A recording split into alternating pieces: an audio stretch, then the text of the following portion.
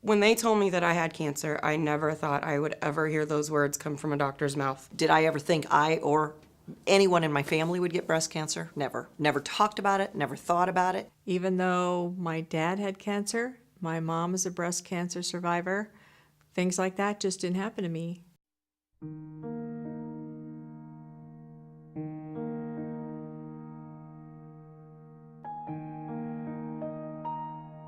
In September of 2007, I was 26 years old, and I found a lump on my breast that I never thought would lead me to the words cancer. I received a phone call from a doctor while I was picking up my daughter from dance class, and all I heard him say was, "The results came back positive, you have cancer."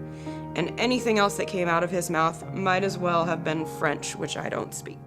The waiting to find out what kind of cancer it was and how far along it was, how big it was, I think that was almost as hard as finding out that I had cancer. When she first told me that she had breast cancer, I had no clue. We were gonna beat it. I mean, there was no doubt in my mind we were gonna beat it. She was in stage 4 when she was diagnosed, and she didn't share that. She didn't tell us.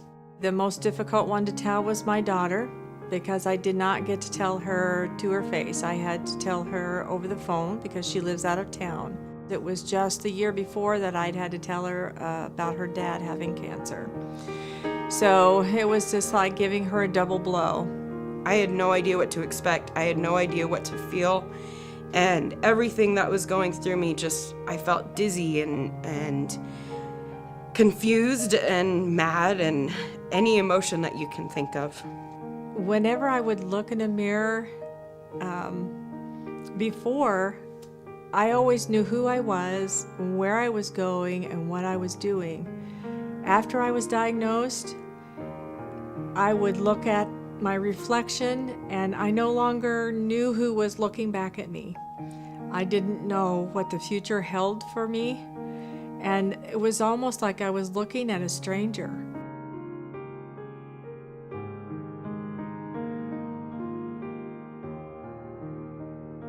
What I remember about the chemo room was it was very hard. It was very scary for me to walk through the door.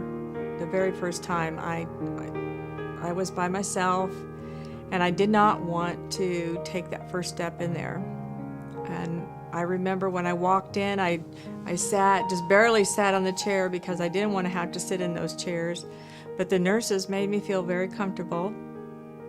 And they explained everything about the drugs that I would be getting and what they would do, and some of the side effects that I could expect.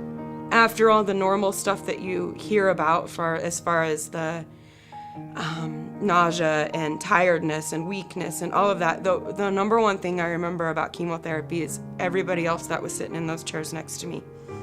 Their stories and their lives were just as much a part of my healing as the chemo going through my IV. The chemo treatments were long and boring, so we tried to do anything. She was a huge cribbage gamer. She loved cribbage. So they got boring, and so we'd play any type of game.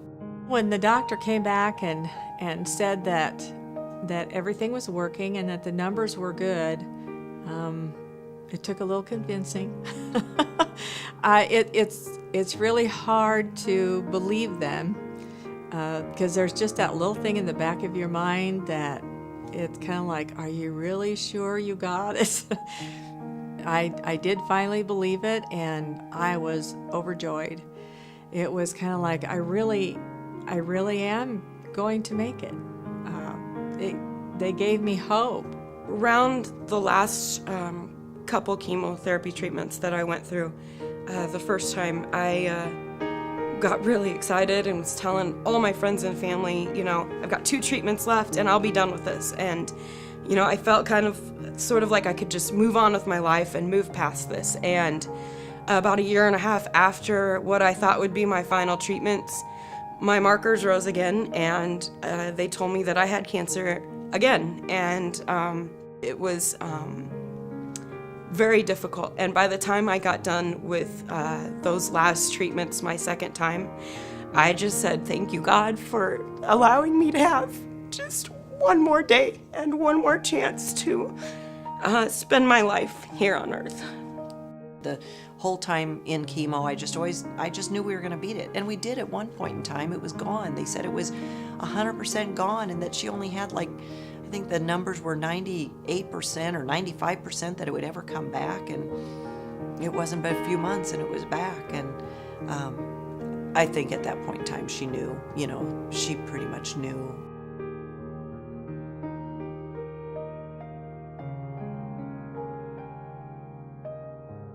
It's made me appreciate the things that I didn't appreciate before.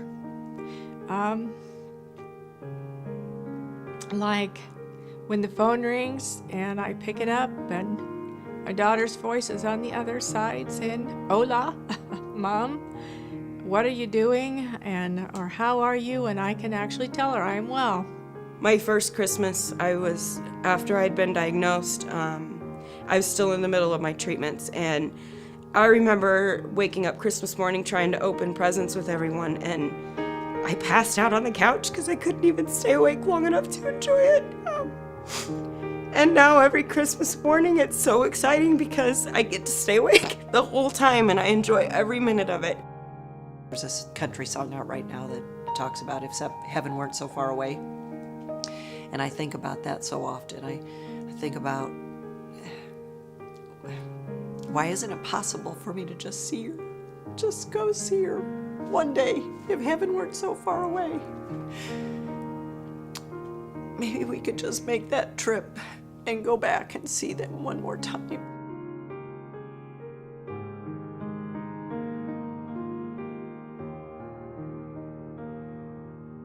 You're in a new sisterhood, and there's a whole lot of survivors out there cheering you on. You're not alone.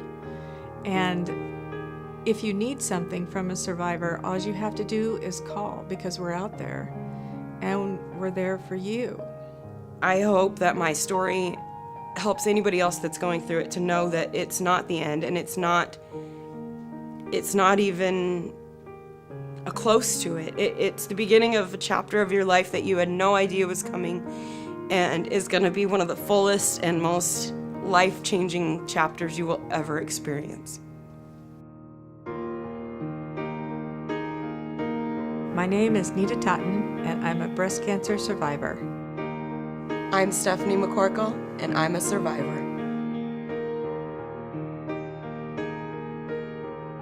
My name is Mary Beth Renter. I'm the sister of Peg Ulrich, who lost her battle to breast cancer at age 51, but she survives in our hearts and minds.